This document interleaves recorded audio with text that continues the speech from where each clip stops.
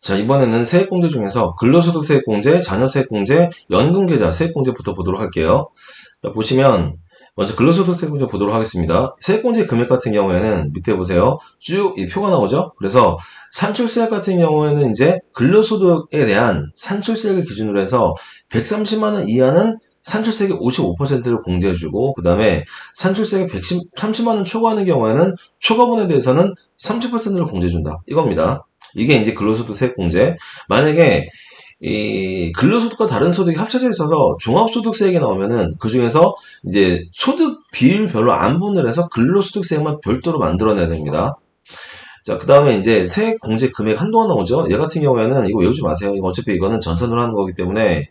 자, 총 금액 수준별로 세액 공제 금액의 한도가 정해집니다. 그래서 이 정도 보시면 돼요. 자, 그 다음에 이제 자녀세액 공제인데, 이 자녀세액 공제 같은 경우 공제 대상 보시면은, 제일 첫 번째가 종합소득 있는 거주자입니다. 그 다음에 이제 거주자가, 그 다음에 자녀가 있어야 되겠죠? 근데 자녀는 몇 살까지? 기본 공제 대상에 해당하는 8세 이상의 자녀입니다. 있고, 그 다음에 자녀, 손자녀로서 이제 입양자, 위탁아동도 여기가 포함합니다. 자, 그 다음에 공제세액을 보시면은, 공제세액. 기본 공제, 대상 자녀 세액 공제가 있는데, 자, 밑에 보시면은, 여기 쭉 보세요.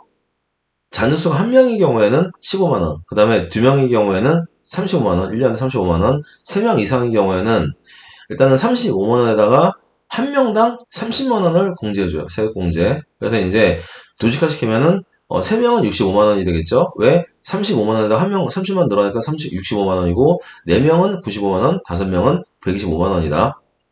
그다음에 출산 입양 공제 대상 자녀세액 공제가 있는데 얘 같은 경우에는 출산을 했을 때 얘가 첫째면은 30만 원, 그다음에 출산 입양을 했는데 출산 입양을 한 애가 만약에 그 집안의 둘째면은 50만 원이에요. 그다음에 셋째 이상의 경우에는 연 70만 원을 공제한다. 자, 그다음에 이제 자녀세액 공제 두 번째 보시면은 자, 유의사항 보세요. 유의사항 보시면은 자녀장려금은 자녀세액 공제와 중복 적용 배제한다.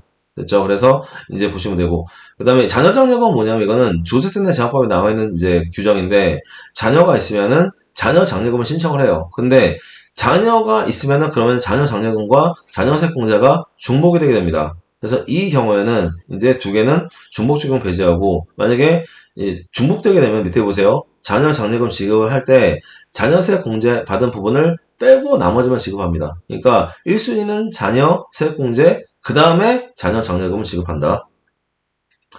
자, 두 번째, 출산, 입양, 신고한 공제 대상 자녀에 대해서 세액공제를 적용하는 경우에는 나이 순서와 관계없이 사망한 자녀를 포함하고, 그 다음에 출산, 입양, 신고한 순서 기준을 적용하고, 이게 아까 말씀드린 첫째인 경우 얼마, 둘째인 경우 얼마. 그 다음에 이제 여기 그 세액공제 대상 자녀 범위는 가족관계 등록부를 기준으로 판단한다. 이거 잘 알아두시고. 구독, 좋아요, 알림 설정. 그 다음에 이제 연금계좌 세액공제인데 보세요.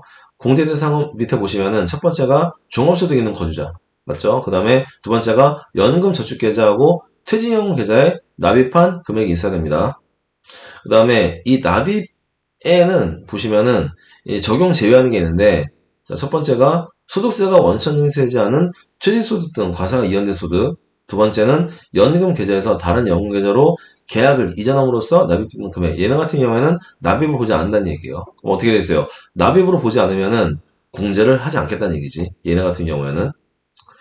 두 번째, 총급액별 공제한도 및 공제 비율인데, 자, 얘는 이것도 한번 읽어보세요. 그래서 이제 총급액 또는 종합소득 금액 기준으로 총급액 5,500만원, 그 다음에 종합소득급액 4,500만원이죠. 이하의 사람 같은 경우에는 납입 한도는 600만원을 최대 납입 한도로 봐서 여기다가 15%예요. 그럼 얼마겠어요? 그 세액공제 최고 공제 금액은 얼마? 이 5,500만원 이하 또는 4,500만원 이하 같은 경우에는 75만원이 될 것이다. 맞죠? 그 다음에 여기 이제 그 보시면은 5,500만원 초과하고 그 다음에 4,500만원 초과하는 경우에는 12% 됐습니다. 그 다음에 이제 공제는 이거고, 그 다음에 퇴직연금 포함하면은 총 공제 대상액은 600만원이 아니라 900만원까지 간다는 얘기예요. 그래서 여러분들이 4,500만원, 900만원 12%가 아니라 얘네를 묶어가지고 공제 대상은 600만원 또는 퇴직연금 포함하면 900만원이고, 그 다음에 다만 이제 총 금액 수준별로 공제율은 달라진다. 이겁니다. 됐죠? 그 다음에 이제 연금 납입 확인서를 제출해야 되고, 자, 여기까지 보시면은 이제 그 세액공제를 다 봤습니다. 그 다음에 여러분들 보셔야 되는 게, 세액공제에서 가장 여러분들이 가장 궁금해 하시는 이제 특별세액공제가 나왔죠? 그래서 다음부터는 특별세액공제 보도록 하겠습니다.